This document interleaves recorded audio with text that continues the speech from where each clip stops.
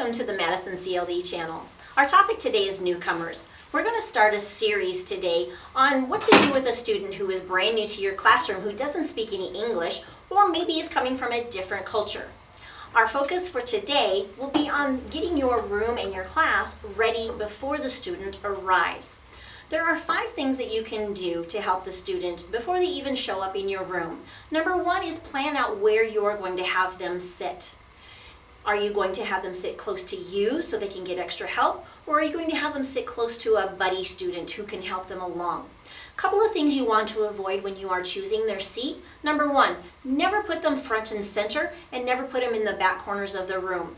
This student is going to need to take cues from the class around them so that they know what to do and what's happening. So making sure that they are seated with a group of children is the best way to go. They can also socialize, and you're not segregating that student with another student that speaks the language away from the rest of the class. The second tip is to have their materials ready. When you are prepping their desk, make sure that you give them all of the textbooks and all of the materials that the rest of the class is using. True, they won't be able to access the text, but a lot of the books that you use in your classroom probably have great pictures that the student can use to help them to understand what is going on in the classroom. Number 3 is the social environment.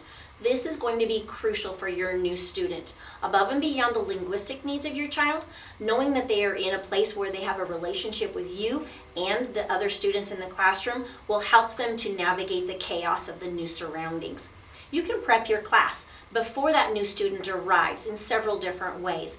You could have the class share experiences that they personally had with moving to a new city, a new school, and how that made them feel, how they coped with it, and maybe even have them brainstorm some of the things that they wish that they had had when they were new so that they can provide those to your new student. You could also use Google Docs or Flipgrid or some other video source to have the students create videos for the new student introducing themselves. That might give a sense of community to that new student. You could also use literature with your class to help them when they are learning about this new student and what culture they're coming from. It will help them to understand what it's like entering a different culture. Here are some titles that you could use. One is called Where is Taro by Elizabeth Clare. Another one is I Hate English by Levine. Angel Child, Dragon Child by Michele Surat would be a good choice. Yang the Youngest in His Terrible Ear by Lensey Namioka would be a good choice. And also Children of the River by Linda Crew. I'll leave those titles and authors down below if you're interested in those. You could use one or more of these stories as a springboard for a discussion about what it would be like for the newcomer to come into our culture. The 4th tip is to label your room. Having labels on common things around the room would be a great way for your student to learn English in print as well as spoken. Leave some room on that label, and if the student is able to speak and write in their own language, you could have them add those words at the bottom of those labels so that the other students in your class can learn some words in their native language and they can communicate that way as well. The 5th and final tip that I have for you today is making picture cards. You could make a set of cards for a student that has pictures and words and phrases of common things in your classroom, like supplies or clothing or different things that your class has that they need to know in order to navigate your room.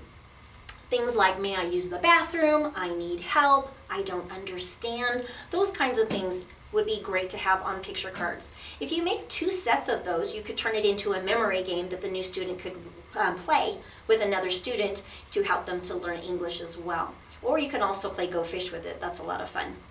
These are just a few of the suggestions that I have that you could use to help your student be successful in your classroom even before they arrive.